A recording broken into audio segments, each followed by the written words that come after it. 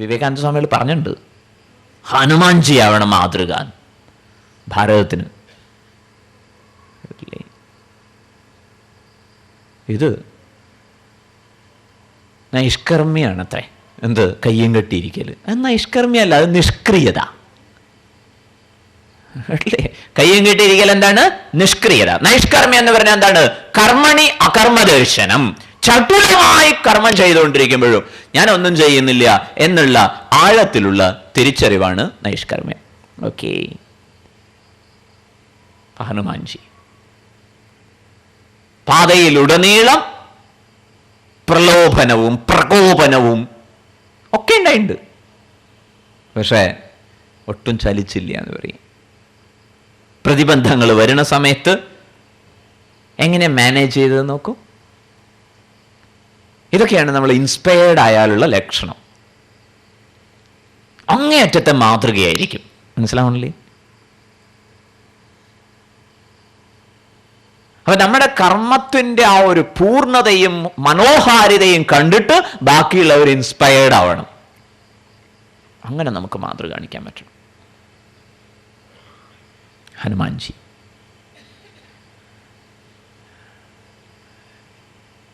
ഇങ്ങനെ ഓരോരുത്തരും മനമലർ കൊയ്ത് മഹേശ പൂജ ചെയ്തവർ, മഹാത്മാക്കളെയൊക്കെ എടുത്തു കഴിഞ്ഞാൽ മനസ്സിലാക്കാൻ കഴിയും. നരേന്ദ്രൻ അന്വേഷിച്ച് ചെന്ന് കണ്ടെത്തിയതിന് ശേഷം എന്തൊരു ഉജ്ജ്വലമായ ദൗത്യമാണ് ഏറ്റെടുത്ത് നടപ്പിലാക്കിയത്. ആലോചിച്ച് നോക്കൂ. ഭാരതം മുഴുവൻ നടന്നു, പാഠം പഠിച്ചു. എന്നിട്ടോ ഇതിൻ്റെ പ്രൗഢിയെ ലോകം മുഴുവൻ വിളംബരം ചെയ്യണം. ആരെങ്കിലും പറഞ്ഞിട്ടാ? ഏറ്റെടുത്തു. കന്യാകുമാരിയിൽ കടൽ തീരത്ത് ചെന്നിട്ട് നിങ്ങൾ ആലോചിക്കണം, ചാടിയതും നീന്തിയതും. അപ്പോൾ മനസ്സിലാവും.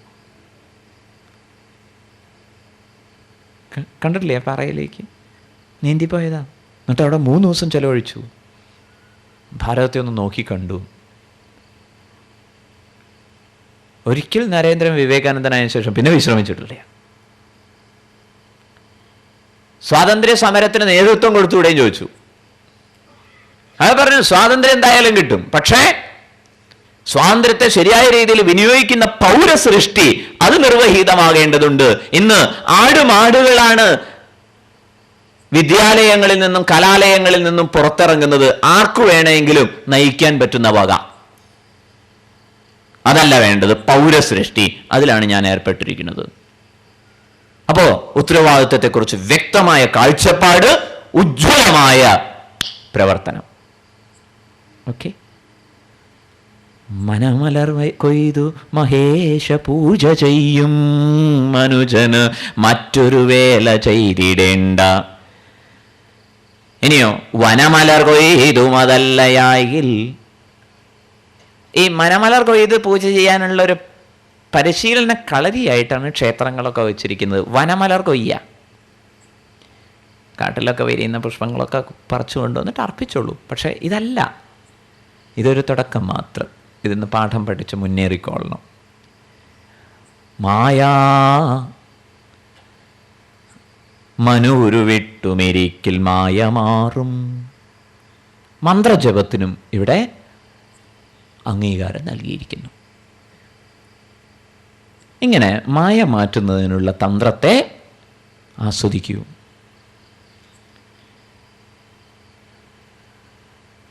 മന്ത്രം ജപിക്കുക എന്ന് പറഞ്ഞു കഴിഞ്ഞാൽ മന്ത്രത്തിൻ്റെ അർത്ഥത്തെ ആലോചിക്കണം. മനനാത് ത്രായതേ ഇതി മന്ത്രഃ. ഇപ്പം പ്രപഞ്ചത്തിൻ്റെ വിസ്മയാവഹമായ ഉണ്മയും ആവിഷ്കാര തിരോഭാവങ്ങളും ഒക്കെ കണ്ട് ആസ്വദിച്ച് നിൽക്കാനുള്ള അവധാനതയാണ് മന്ത്രജപം കൊണ്ടായാലും ശരി, അർച്ചനം കൊണ്ടായാലും ശരി, പൂജനം കൊണ്ടായാലും ശരി നേടിയെടുക്കേണ്ടത്. ആ വഴിയിലേക്ക് പുരോഗമിക്കുന്നു എന്ന് നമ്മൾ ഉറപ്പുവരുത്തണം.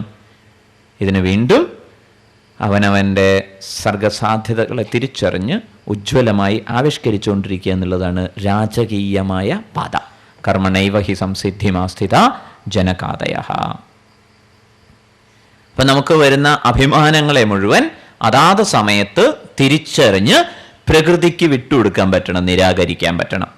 അങ്ങനെ നിരാകരിക്കുമ്പോൾ ധ്യാനം സ്വായത്തമാവും. അങ്ങനെ ഫ്രീ ആയിട്ട് മുന്നേറാം എന്ന് പറയും. മറ്റൊരു പ്രായോഗിക പദ്ധതി 58-ാമത്തെ ശ്ലോകത്തിൽ വീണ്ടും ആത്മോപദേശ ശതകം ഉപദേശിക്കുന്നത് ആസ്വദിക്കാം. നവനവമിന്നലെ ഇന്നു നാളെ മറ്റേ ദിവസമിതിങ്ങിനെ ചിന്ത ചെയ്തിടാതെ അവിരതമെണ്ണിയളന്നിടുന്നതെല്ലാം ഭ്രമമൊരു ഭേദവുമില്ലറിഞ്ഞിടേണം. ഇന്നലെ ഇന്നു നാളെ മറ്റേ ദിവസമിതിങ്ങിനെ ചിന്ത ചെയ്തിടാതെ അവിരതം എണ്ണി അളന്നിടുന്നതെല്ലാം ഭ്രമമൊരു ഭേദവുമില്ലറിഞ്ഞിടേണം. വ്യാവഹാരിക ജീവിതത്തിൽ അറിഞ്ഞിടേണം. Please understand, please keep this in mind. ഇത് മനസ്സിൽ വെച്ചുകൊണ്ട് വർത്തിക്കണേ. ജീവിതത്തെ ഇന്ന് ഉത്സാഹഭരിതമാക്കുന്നത് ആകാംക്ഷകളാണ്. കൊച്ചുകുട്ടികൾക്കും ആയാലും ശരി. എന്നിട്ട് ആ രാജകുമാരിയെ ഈ രാക്ഷസൻ പൊക്കിയെടുത്ത് കൊണ്ടുപോയിട്ട് 7 കടലുകൾക്കും 7 പർവ്വതങ്ങൾക്കും അപ്പുറത്ത് ഒരു വലിയ കോട്ടയിൽ അടച്ചു. അല്ലേ? അപ്പൊ തന്നെ എന്നിട്ടെന്ത് സംഭവിച്ചു? അങ്ങനെ ആ രാജകുമാരൻ, ഞാൻ ഈ രാജകുമാരിയെ കണ്ടെത്തുന്നതാണ് എന്നും പറഞ്ഞ് യാത്ര തിരിച്ചു. എത്ര വേണമെങ്കിലും എപ്പിസോഡാക്കാം.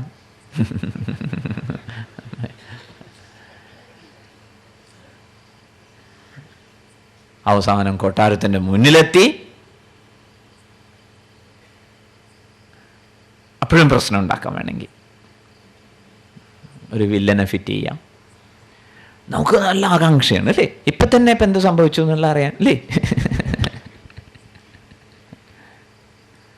ആകാംക്ഷയാണ് നമ്മുടെ ജീവിതത്തെ ഇപ്പൊ ഉത്സാഹഭരിതമാക്കുന്നത്. ഇത് തെറ്റായ സമീപനമാണെന്നാണ് ഗുരുദേവൻ പറയുന്നത്. നവനവം, പുതുത് പുതുത് പുതുത് പുതുതിന്റെ പിറകെ. ഇന്നലെ ഇന്നു നാളെ മറ്റേ ദിവസമിതിങ്ങിനെ ചിന്ത ചെയ്തിടാതെ. എന്താ നമ്മൾ പറയുക? ഇന്നലെ ഒന്നും നേരെയായിട്ടില്ല, ഇന്നിങ്ങനെയൊക്കെ ആയി, നാളെയോ നാളെ ശരിയാവും തന്നെയാ തോന്നണത്, ഇല്ലെങ്കിലോ മറ്റന്നാളൊക്കെ നേരെയാകും. ശരിയോ? ഒന്ന് ആലോചിച്ച് നോക്കൂ. എത്രയെത്ര മറ്റന്നാളുകൾ നാളകളായി, ഇന്നുകളായി ഇന്നലെയുടെ ശവപ്പറമ്പിലേക്ക് ഇനി ഒരിക്കലും പുനർജനിക്കാതെ വിധം മൺമറഞ്ഞിരിക്കുന്നു. എത്ര എത്ര മറ്റന്നാളുകൾ നാളകളായി, ഇന്നുകളായി, ഇന്നലകളായി അല്ലേ? ഇനിയും നാളെയിൽ പ്രതീക്ഷ അർപ്പിച്ചിരിക്കാമോ? അപ്പൊ ആകാംക്ഷയും പ്രതീക്ഷയും ഒന്നുമല്ല നമ്മെ പ്രചോദിപ്പിക്കേണ്ടത്, പിന്നെയോ നമ്മിലെ സാധ്യതയായിരിക്കണം. സാധാരണക്കാരൻ ഈ പ്രതീക്ഷയില് പെട്ട് നാളെ മറ്റന്നാൾ നാളെ മറ്റന്നാൾ നാളെ മറ്റന്നാൾ നറുക്കെടുക്കുന്ന എന്ന് കേട്ടുമ്പോഴേക്ക് അതിൽ പിടിച്ചു പോയി എന്ന് പറയുക. നിങ്ങളാരും ലോട്ടറി വാങ്ങിക്കേണ്ടതെന്നൊന്നും സ്വാമി പറഞ്ഞതിന് അർത്ഥമില്ല കേട്ടോ. കാരണം അവർ ഇത് നാളെ മറ്റന്നാളൊക്കെ കുറേ പറയും, അപ്പോഴൊന്നും നമ്മൾ ഇളകില്ല. കാരണം കുറച്ചൊക്കെ വേദാന്തമൊക്കെ പഠിച്ചില്ലേ, എന്ത് നാളെ മറ്റന്നാൾ എന്നൊക്കെ നമ്മൾ ചോദിച്ചു കളയും. പിന്നെ അവർ അടുത്ത നമ്പർ ഇറക്കും. എന്താ നമ്പർ? ഇത് വിറ്റിട്ട് വേണം. അപ്പം നിങ്ങൾ വാങ്ങിച്ചോളൂ കേട്ടോ. എന്തായാലും ശരി, നാളെ മറ്റന്നാൾ പറഞ്ഞിട്ട് നമ്മളെ പറ്റിക്കാൻ വിടരുത് എന്നർത്ഥം. This is clear?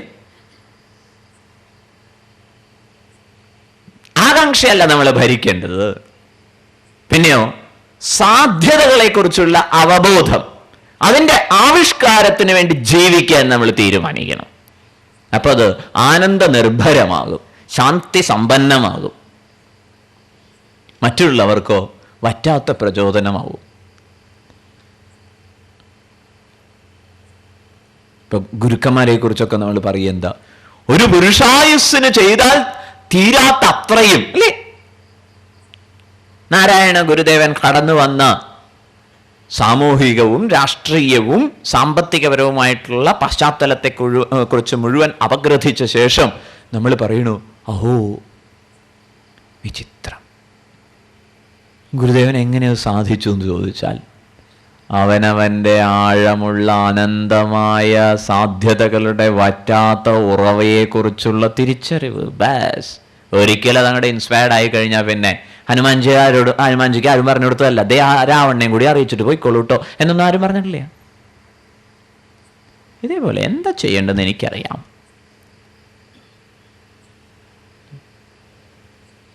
പൂജ്യ Gurudev Chinmayananda Swamiji അർജുനോട് ഭഗവാൻ പറയുന്നുണ്ട്, ഇത് പണ്ട് വളരെ ചർച്ച ചെയ്ത വിഷയമായിരുന്നു അർജുന, പക്ഷേ കാലക്രമത്തിൽ അനുഷ്ഠാതൃണാം കാമോദ്ഭവാത് യോഗ നഷ്ട പരന്തപ. അൺഫോർച്ചുനേറ്റ്ലി അനുഷ്ഠിക്കുന്നവരിൽ തന്നെ കാമം കയറിയൊക്കെ കൊളായി. Now let me explain the same truth.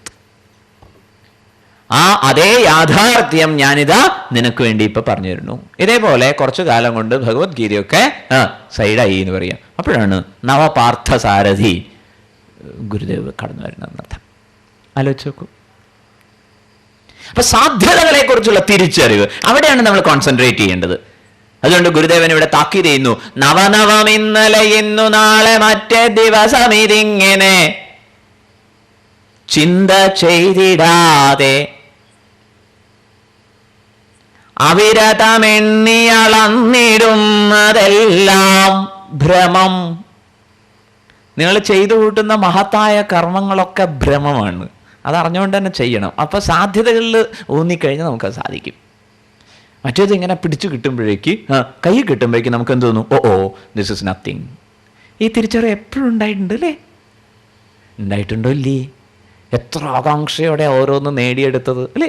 പിടിച്ചടക്കി എന്നൊക്കെ വിചാരിക്കും, പക്ഷേ അടക്കിയത് തിരിഞ്ഞു നോക്കുമ്പോഴോ ഒന്നുമില്ല. എത്ര ബോധ്യപ്പെട്ടിട്ടുണ്ട്. എന്നിട്ട് എന്താ പാഠം പഠിയാത്തത്? നാളേക്ക് നോക്കുന്നതുകൊണ്ടാണ്. എന്നും മാറ്റങ്ങൾ വരുത്തിക്കൊണ്ടിരിക്കുക. ഇത് നമ്മുടെ ഒരു വലിയ താല്പര്യമാണെന്ന് പറയാം. മുറിയലിലായാലും ശരി അല്ലേ, മേശ ഇങ്ങോട്ട് മാറ്റിയിട്ടു, കസേര ഇങ്ങോട്ട് തിരിച്ചിട്ടു, എന്നിട്ട് ആ കഷ്ടപ്പെട്ട് ബുദ്ധിമുട്ടിയൊക്കെ വിഷമിച്ച് മാറ്റി, എന്നിട്ട് വിയർത്തൊലിച്ച് അതിങ്ങനെ നോക്കിയിട്ടൊരു ആസ്വദിക്കലുണ്ട്. ഇവിടെയൊക്കെ സാധ്യതയിൽ ഊന്നിയിട്ട് പ്രവർത്തിച്ചാൽ നിരാശ വരില്ല. വ്യക്തമാകുന്നുണ്ടോ? അത് ഭ്രമം. ഈ കൊച്ചു കുട്ടികൾ എന്താണ് സർട്ടിഫിക്കറ്റുകളിങ്ങനെ വാങ്ങി കൂട്ടും, എന്നിട്ടോ അതിങ്ങനെ അടുക്കി അടുക്കി വെച്ച് വിരുന്നുകാർ വന്നാലൊക്കെ അല്ലേ, പ്രസ്റ്റീജ് ഇഷ്യൂ ആണ്. അപ്പോൾ അച്ഛനമ്മമാർ ഈ ഫയൽ കൊണ്ടൊന്ന് കാണിച്ചു കൊടുക്കണം. ഈ വിരുന്നുകാർക്കുണ്ടോ ഇതിൽ വല്ല കൗതുകം?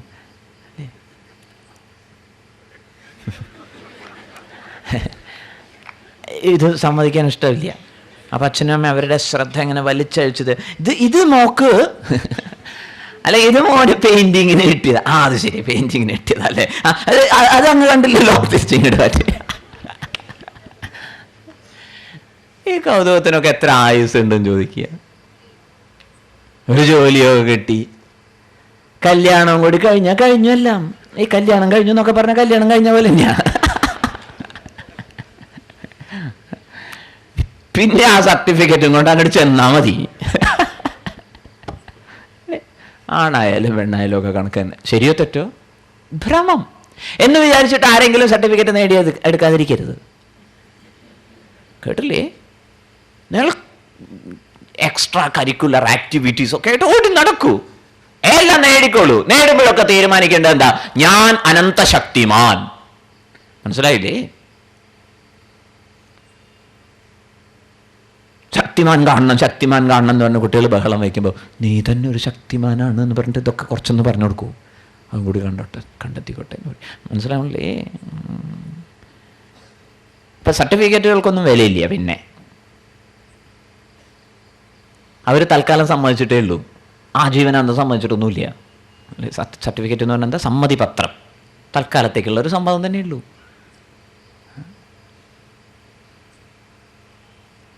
അത് നമുക്കതൊരു പിരിമുറുക്ക ഉണ്ടാക്കണത്. B relaxed. ഓക്കെ, വ്യത്യാസം മനസ്സിലാവണില്ലേ?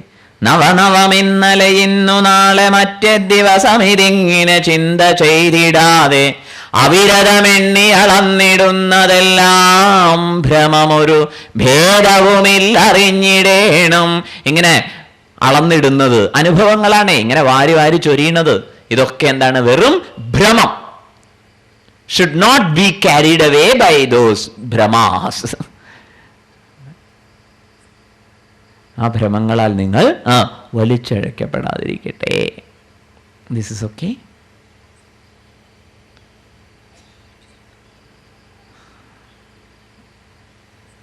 എന്ത് വേണം? നിത്യനൂതനമായ തത്വത്തെ എണ്ണത്തിൽപ്പെടുത്താൻ പറ്റില്ല. നിത്യനൂതനമായ തത്വത്തെ എണ്ണത്തിൽപ്പെടുത്താൻ പറ്റില്ല. ആ ഒന്നാണ് എല്ലാറ്റിനും വില നൽകിയിരിക്കുന്നത്. രാമകൃഷ്ണ പരമഹംസർ പറഞ്ഞതുപോലെ.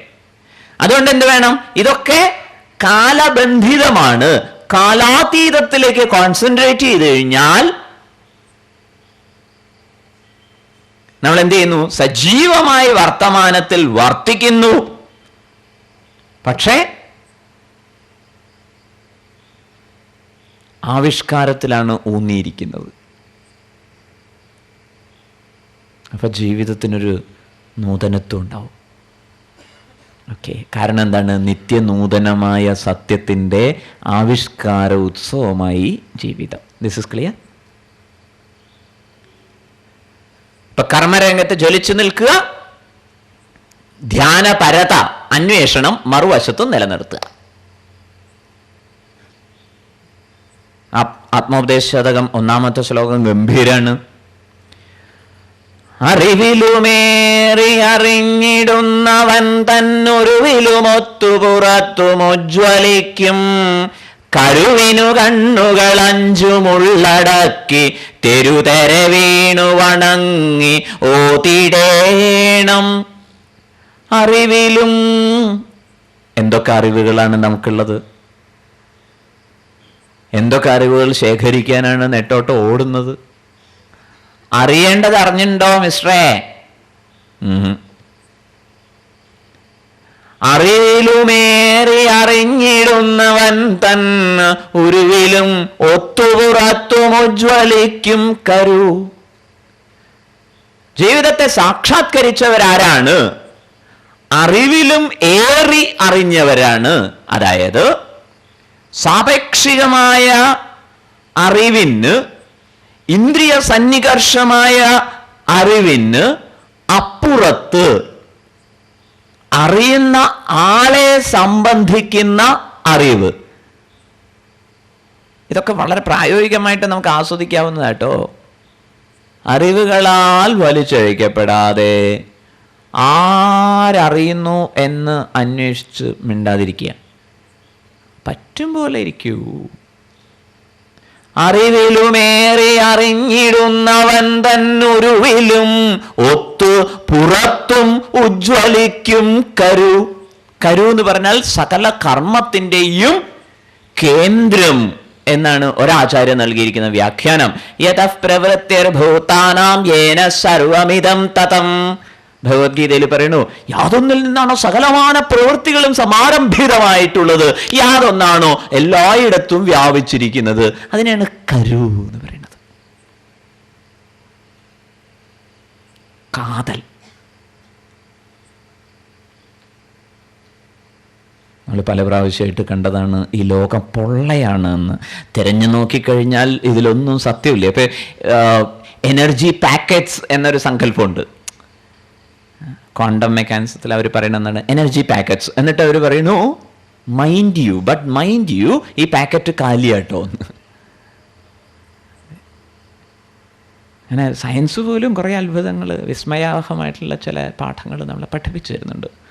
നമ്മൾ കണ്ടതാണല്ലോ അൺസർട്ടനിറ്റിയുടെയും പ്രോബബിലിറ്റിയുടെയും ഒക്കെ സിദ്ധാന്തങ്ങൾ. അതായത് പൊള്ള ഇതിനെയൊക്കെ സാരവത്താക്കി നിർത്തുന്നത്, പൂജ്യങ്ങൾക്കൊക്കെ വില നൽകുന്നത് ഈ കരുവാണ്. ആ കരുവിനെ കിട്ടാനുള്ള വഴി എന്താ? ഉപരിപ്ലവമായ അറിവിന് വേണ്ടിയുള്ള നെട്ടോട്ടം മതിയാക്കി ജീവിതത്തിൽ സാധ്യതകളെ സാക്ഷാത്കരിക്കാനുള്ള അഭിനിവേശം കർമ്മരംഗത്തും, സാധ്യതകളെ സാക്ഷാത്കരിക്കാനുള്ള ആവിഷ്കരിക്കാനുള്ള അടങ്ങാത്ത അഭിനിവേശം കർമ്മരംഗത്തും നിശബ്ദമായ മനസ്സുകൊണ്ട്, താരതമ്യേന നിശബ്ദമായ മനസ്സുകൊണ്ട് ആഴങ്ങളിൽ ഊളിയിട്ടിറങ്ങാനുള്ള അവധാനത അകത്ത്. ഇതിങ്ങനെ യോജിപ്പിക്കണം. അതാണ് എത്ര യോഗേശ്വര കൃഷ്ണ എത്ര പാർത്ഥോ ധനുർധര. വരിഷ്ഠമായ ദർശനവും കർമ്മകുശലതയും സമന്വയിക്കപ്പെടുന്നു എന്നർത്ഥം. അത് ലോക കല്യാണത്തിന് ഉതകുന്നതും ആവും. ഇതൊക്കെയാണ് ആചാര്യന്മാർ അവതരിപ്പിച്ചതിലൊരു സമഗ്രത.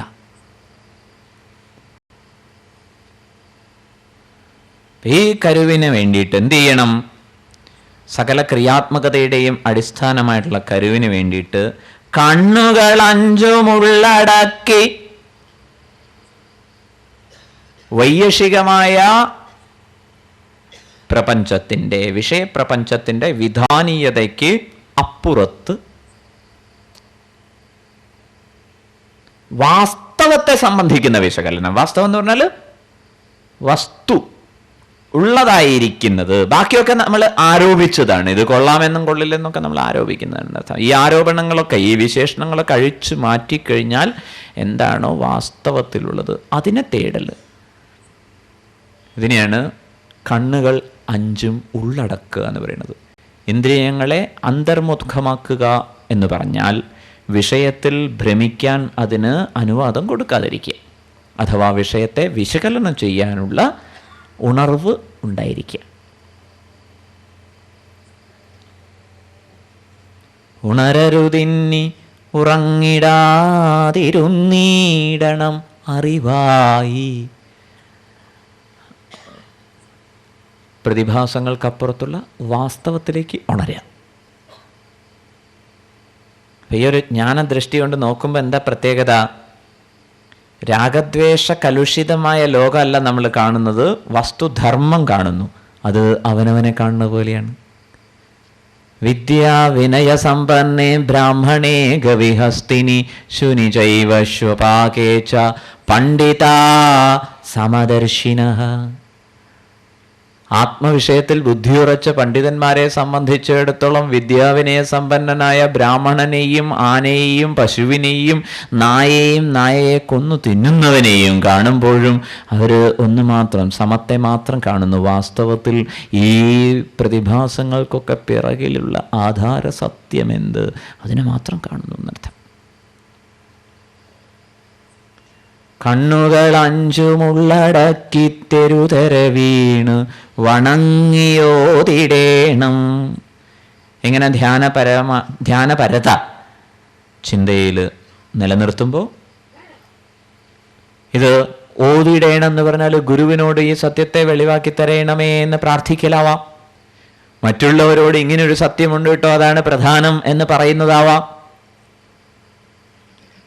സത്യത്തിൻ്റെ സന്ദർശനം ഇത്തിരിയെങ്കിലും സാധിച്ചാൽ ആനന്ദത്തോടെ അത് പങ്കുവയ്ക്കുന്നതുമാവാം. ഏതായാലും ശരി, ഇത് നിരന്തരം ഓതിക്കൊണ്ടിരിക്കൂ. തിരുവരെ വണങ്ങി ഓതിടേണം. ഇത്രയും സൂചിപ്പിച്ച ശേഷം നാളെ നമുക്ക് രണ്ട് വസ്തുതകൾ നോക്കിക്കാണാം. മതസംബന്ധിയായി ശ്രീനാരായണ ഗുരുദേവൻ പങ്കുവച്ചിട്ടുള്ള വാദകോലാഹലങ്ങളില്ലാത്ത സന്ദേശം. അതിനുശേഷം അഹത്തെ ധ്യാനത്തിന് പ്രതീകമാക്കി സൂചിപ്പിച്ചുകൊണ്ട് ഊളിയിട്ടിറങ്ങുന്നതിനുള്ള നിർദ്ദേശം, അതിനുശേഷം നമുക്ക് ഗുരുദേവൻ്റെ അനുകമ്പയെക്കുറിച്ചുള്ള പ്രസ്താവനയും മനസ്സിലാക്കാം.